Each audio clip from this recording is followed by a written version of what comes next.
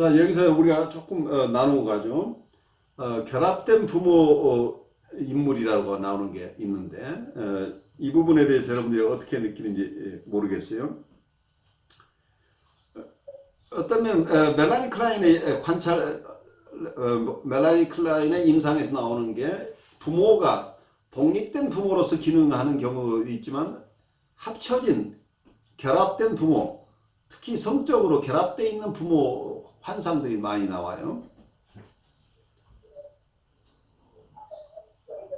그래서 이 경우에 이 대상들은 굉장히 공격적인 모습으로 드러나는데 서로가 어떤 입을 통해서 결합되어 있는 모습. 그런데 이 환자는 이 결합된 부모 대상으로부터 배제되어 있는 모습으로 드러난다는 얘기죠. 그래서 이 부모 대상들 간의 공격성 그리고 이 여기에 그 아이 여기서는 이 내담자가 이런 환상을 가지고 있다는 내담자와 이 부모 결합된 부모 간의 이 공격성들이 아주 무시무시하다는 얘기예요.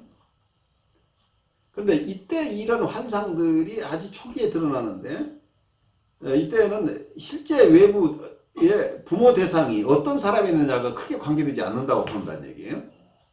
부모들이 얼마나 이 내담자에게 어린 시절에 잘하고 못하고가 중요한 게 아니고 아이는 아직 충분한 지각을 갖지 않고 있기 때문에 현실에 대한 지각이 대부분 많은 경우에 환상을 토대로 형성되어 있기 때문에 실제 외부 대상들이 영향을 별로 미치지 못한다는 얘기죠.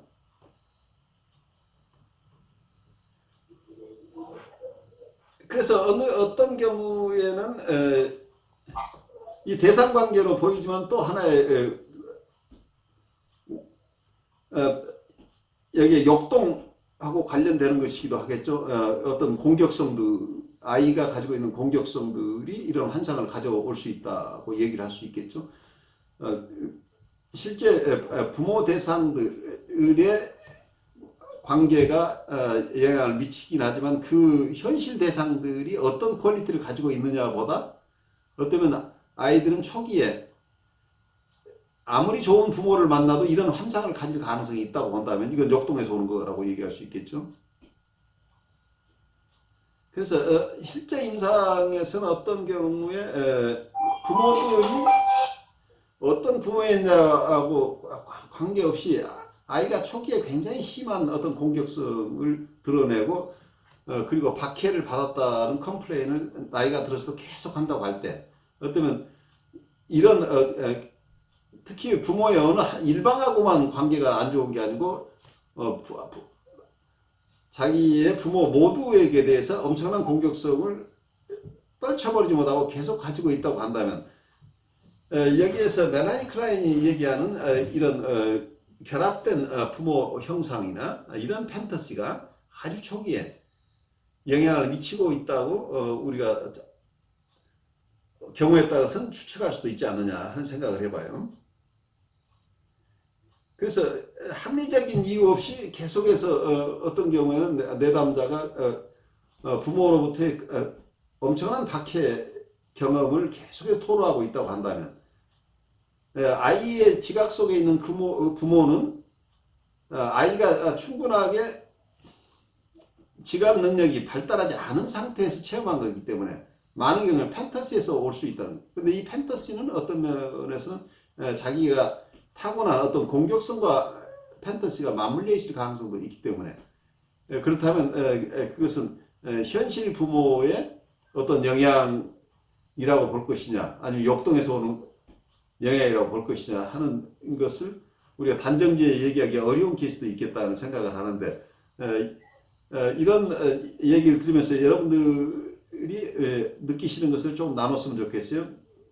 어떤 굉장히 공격적인 모습을 드러내는 우리가 대하는 우리의 이웃도 있을 수 있고 또 우리가 만나는 임상에서 만나는 내담자들도 있을 텐데 여러분들 체험 속에서 이런 것은 어떻게 소화하고 계신지 좀 나눠주시죠.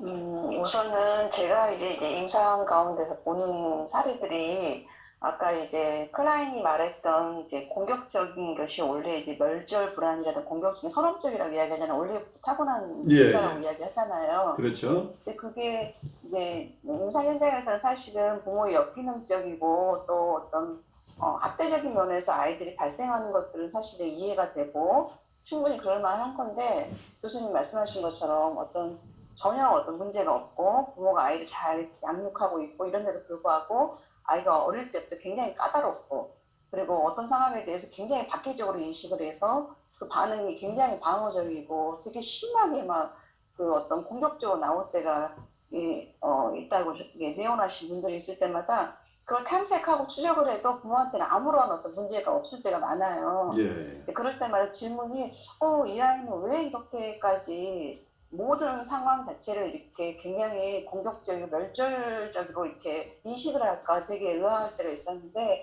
그게 어떻게 보면 어떤 프로이드의 역동 모델처럼 근본적으로 있는 어떤 서론적인 것, 그러니까 OX 이전 어떤 것들, 클라이식으로 이야기하는 언어 이전이겠죠. 그 이전에 어떤 이야기의 독특성이 나오는 것은 아닐까라고 생각하는 연결했을 때, 이게 그렇겠다라고 이해될 때가 정말 많아요. 그래서, 이게 정말 그 클라이언트 때문에 이런 게 이해가 되는구나라는 생각이 들어져서 그 아이를 바라볼 수 있는 인내력이 생기고, 어떻게 보면 상담자한테도 똑같이 치료자한테도 되게 착취적이고 거부적이고 되게 이렇게 파괴적으로 나올 때가 많아서 상담자 스스로가 그 아이를 포기하고 싶을 때가 너무나 많은데 근데 이것을 클라이니론이나 이런 것들 접목시킬 때 그 아이를 이해하는 툴이 되고 내가 그 아이를 이제 컨테이닝 해줄 수 있는 그런 요소가 돼서 저한테는 이게 굉장히 많은 현장에서는 되게 도움을 많이 받는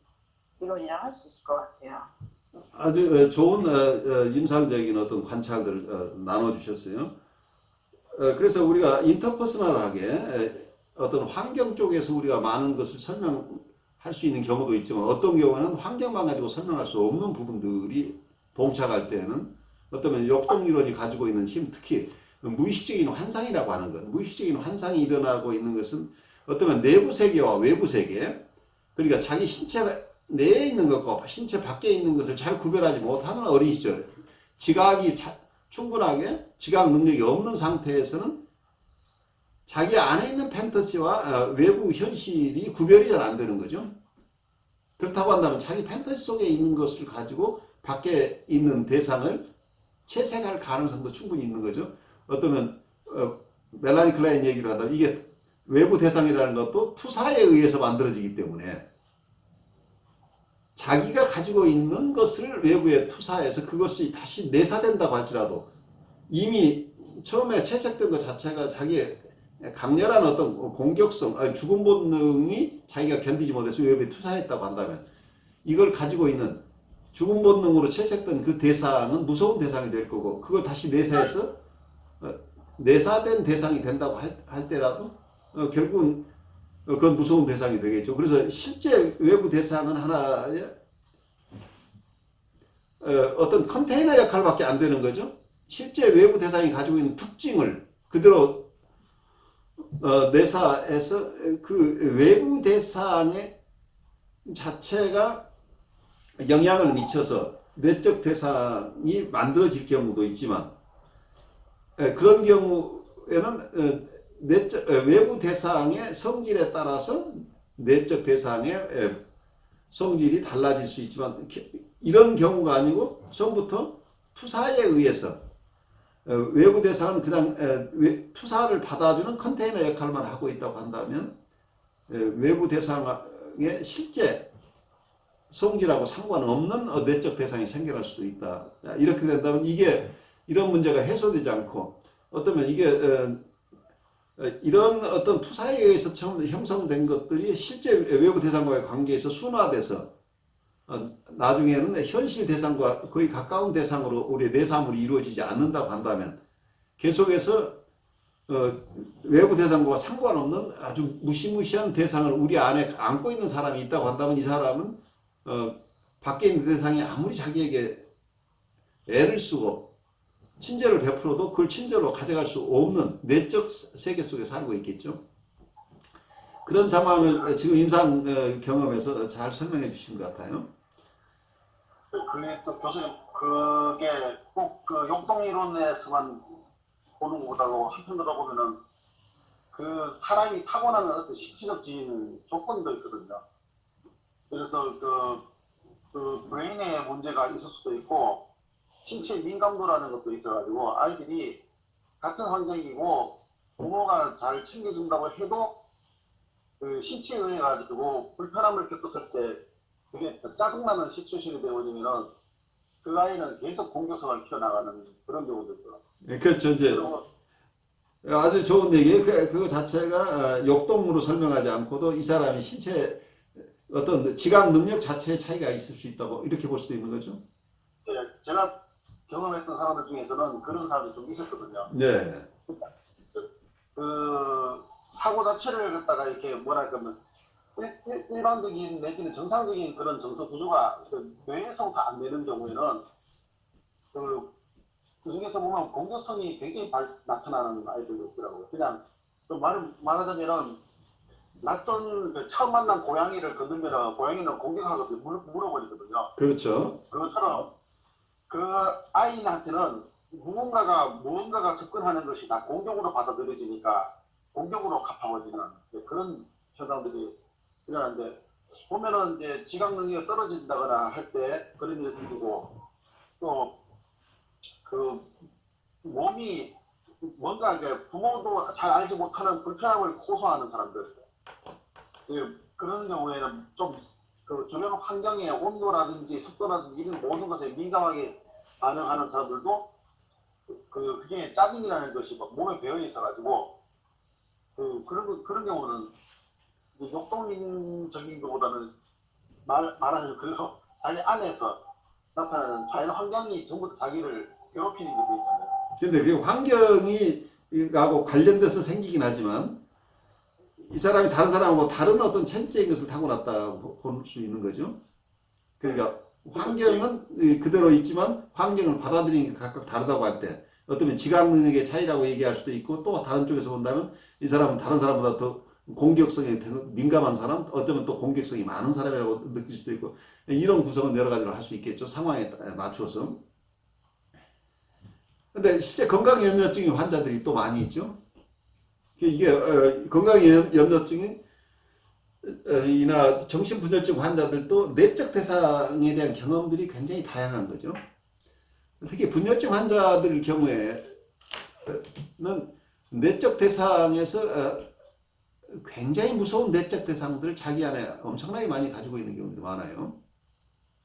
근데 이 내적 대상이 우리가 팬터시라고 하지만 내적 대상이 우리가 보면 눈에 보이지 않으니까 팬터시지만 각자 경험하는 특히 이런 패러노이드한 생각으로 꽉 차 있는 사람들, 분열증 환자들 경우에는 외부에서 공격하는 것보다 실제 자기 내부에서 오는 공격들을 더 두려워할 수 있는, 피할 수가 없어요. 내적 대상들의 공격을.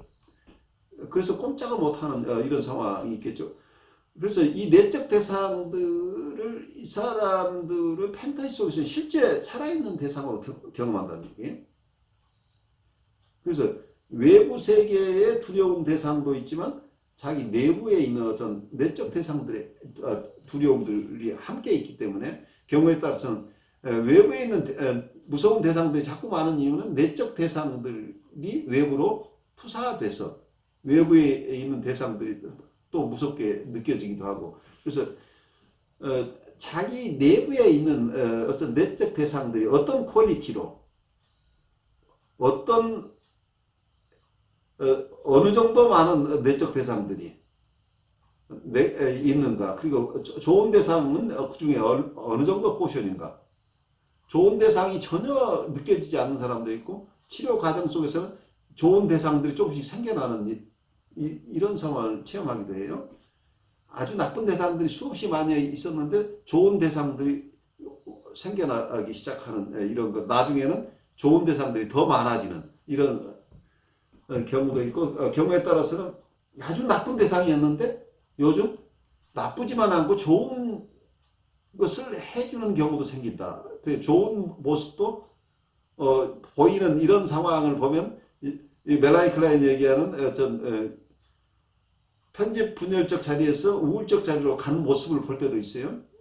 실제로 그러니까 나쁜 대상과 좋은 대상이 하나로 통합돼 나가는 과정 같은 것을 실제 임상 사례에서 보게 되는 거죠. 그래서 어쩌면 자기에게 잔인했던 아버지의 표상이 어떤 경우 그 아버지가 어떨 때는 자기를 도와주는 아버지 그 표상 자체 저 사람이 착한 일을 할 때도 있다.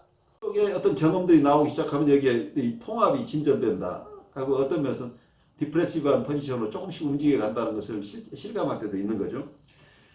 그래서 이 내적 대상들이라는 게 여러분들은 어때요?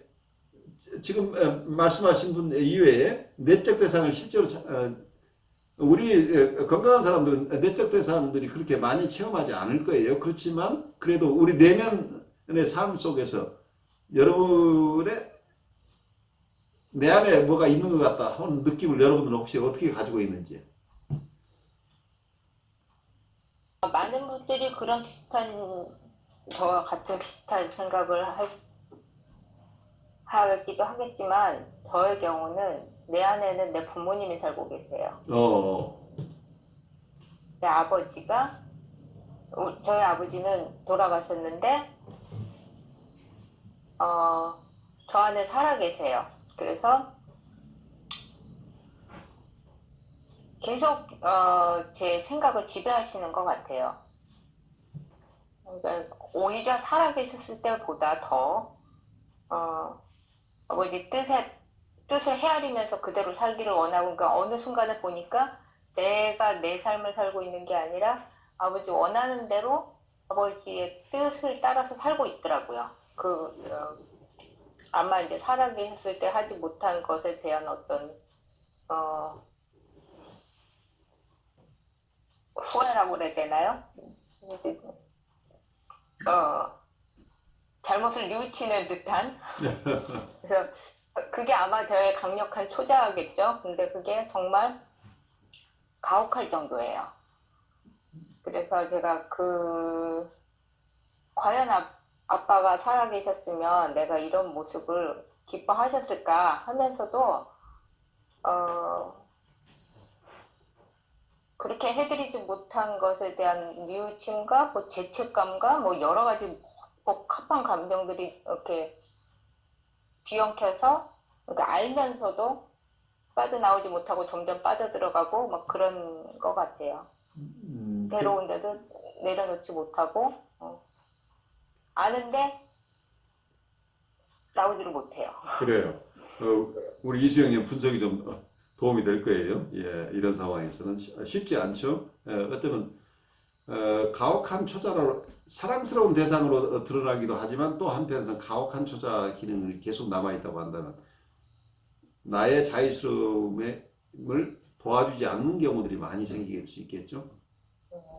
그러니까 그게 뭐였냐면요. 그러니까 아버지가 굉장히 이렇게 가혹하신 분이 아니에요. 제 기억에는 너무나 관대하고 사랑이 많으시고, 그러니까 막 굉장히 행복했던 환경이었어요. 살아계셨을 때는. 그런데 그게 저한테 오히려 역으로 가혹해지는 거예요. 그렇죠. 그런 자유를 누리는 게 아니라 그렇게 완벽했던 행복의 환경이었던 아버지가 나한테 굉장히 지금 가혹한 역할을 하고 계셔요. 그래, 내 의식 속에 이해하는 아버지와 내 무의식이 접했던 아버지가 다를 수도 있죠, 또. 이렇게 동시에 존재하는 것 같아요. 그렇죠. 양가도. 그래요. 어떤 면은 많은 분들이 자기 부모님이 자기 내적 세계에 굉장히 중요한 나의 수호신이나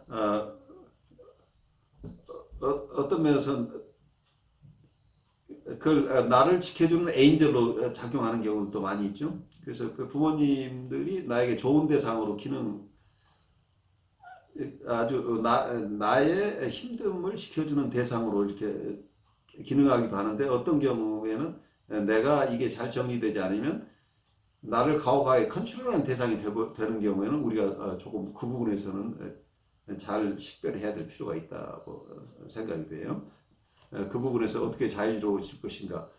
부모님이 내가 그렇게 속박되기를 원하지 않을 텐데 내 심리 구조가 속박되는 쪽으로 지금 형성되어 있는 거죠. 굉장히 중요한 얘기인데 우리 안에 좋은 내적 대상을 가진 사람은 굉장히 행복해요.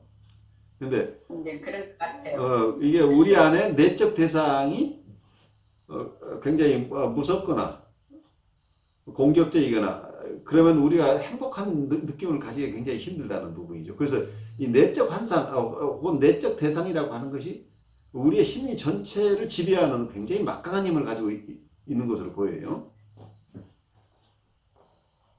네, 그런 것 같아요. 그래서 아마 이 과목을 지금 택하고 공부를 하고 있을지 모르겠어요.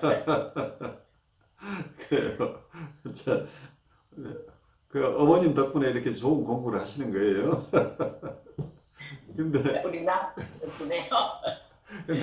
이제 어려운 거 뭐냐면 어머님이 그러니까 나중에 어머님은 변했지만 많은 경우에 우리가 이런 공부를 하지 않으면 과거에 가졌던 어린 시절에 가졌던 어머니의 내면화된 어머니가 업데이트가 안 되고 계속 그 상태의 어머니로만 남아있는 경우 실제 외부의 어머니는 굉장히 행복한 사람으로 바뀌었는데 내 안에 있는 어머니는 그렇지 않은 거죠.